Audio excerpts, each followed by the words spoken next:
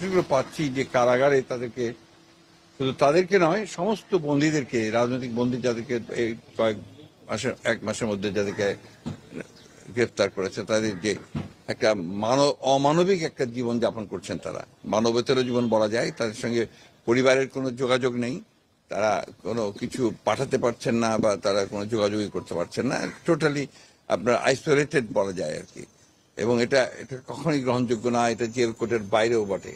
এবং তার যে অসুস্থ মানুষ, বয়স্ক মানুষ, খান ভাই খসরু ভাই দুজনেরই বড় বড় অসুখ আছে, তাদের ওষুধগুলো তারা ঠিক মতো পাঠাতে পারছেন না, এমনকি ইনসুলিন, যে সেই ইনসুলিনও তারা সঠিকভাবে পাঠাতে পারেন না। তা আমি আপনাদের মাধ্যমে আমি যেটা জেল কর্তৃপক্ষকে বলতে চাই যে এই অমানবিক কাজগুলো এই মুহূর্তে করবেন না। আপনারা আগে অতীতে অনেক করেছেন, এখন দয়া করে এই অমানবিক কাজগুলো আপনারা করবেন না।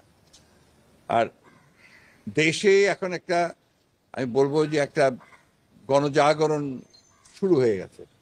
আপনারা লক্ষ্য করে দেখছেন যে এখন ছাত্রদের যে বৈষম্য বিরোধী যে আন্দোলন, সেই বৈষম্য বিরোধী আন্দোলনে সাধারণ সমস্ত মানুষ যোগ দিয়েছে, শুধু ছাত্ররা নেই। এখন এখন তারা অভিভাবক, চিকিৎসক, আপনার পেশাজীবী, শিল্পী, যারা আপনার সাংস্কৃতিক কর্মী, সাংবাদিক এবং সব ধরনের আপনার মানুষরা, সব পেশার মানুষ, সব ধরনের মানুষেরা কিন্তু আপনার এখানে যুক্ত হয়েছেন। এবং তারা যুক্ত হয়েছেন সব ভয়কে উপেক্ষা করে। এটাই হচ্ছে এইবারকার এই আন্দোলনের সবচেয়ে বড় যে দিকটা আমি লক্ষ্য করছি, যে মানুষের যে অন্যায়ের বিরুদ্ধে যে তারা জেগে উঠেছেন, যে জাগরণ তাদের সৃষ্টি হয়েছে। এবং আমরা যেটা সবসময় বলে আসছিলাম, তরুণদের জাগ্রত হবার কথা, সেই তরুণরা এবার জেগে উঠেছে। এই জন্যই আমরা অত্যন্ত আশাবাদী এই কারণে যে তরুণরা যেখানে জেগে ওঠে, ছাত্ররা যেখানে জেগে ওঠে, যুবকরা যেখানে ওঠে, সেই আন্দোলনকে সে পরাজিত করা কারো পক্ষেই সম্ভব না।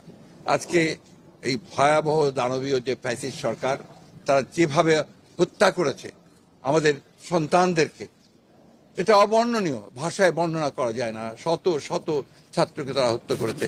আবারও যখন আমরা দেখতে পাই যে তাদেরকে গণকবর দেওয়া হয়েছে, আমি যেটা দেখলাম পত্রিকায় যে প্রায় 59 জনকে গণকবর, পাকিস্তানি হানাদার বাহিনীকেও তো হারিয়ে যাচ্ছে, চিন্তাই করা যায় না এটা।